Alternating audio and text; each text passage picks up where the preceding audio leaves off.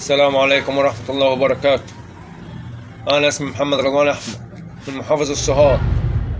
اتصل بي الأستاذ محمد رمضان بتاع مدفع رمضان، قال لي مبروك من أول الفائزين معايا، رقم حضرتك من أول الفائزين معايا واسمك فلان الفلاني. قلت له أيوه، وقال لي على اسمي، وقال خد العميلة معاك أهي، مبروك مبروك كسبت 200,000 جنيه، وخد العميلة معاك أهي عشان تقول لك على البيانات. أعطاني واحدة ست كلمتني وقالت لي قالت لي حوالي 15 جنيه وادي لك رسالة فيها البيانات ويقول لك احنا فين حت، وانا ابعتوا لك عربية. قلت لهم لا عادي ادي لكم مواصلات، ونزلت شطفت ونزلت بعت ال 15 جنيه من تليفون كاش من السنترون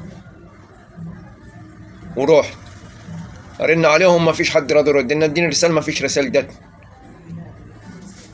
لغاية دلوقتي، رن ما فيش.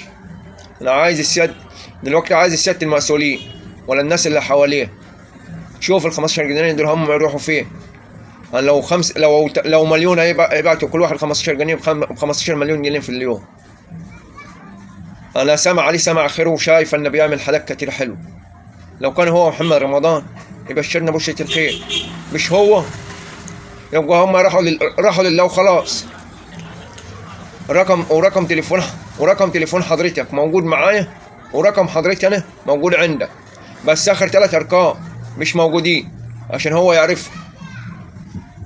ال3 أرقام اللي في النص ظاهرين، ال3 أرقام ال4 أرقام الأولانيين وال4 الأخرانيين، ال3 اللي في النص ظاهرين. عايز نعرف الفلوس دي هتروح فين، والفلوس اللي أنا بعتها دي من فين. أنا واحد غلبان زي حالاتي، لما يبعتوا 5 مليون ولا مليون ولا 50 حتى 1000 ولا أي حاجة، شوف بيلم قد إيه في اليوم.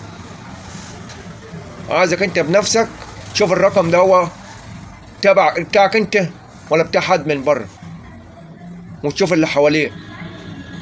والسلام عليكم ورحمة الله وبركاته.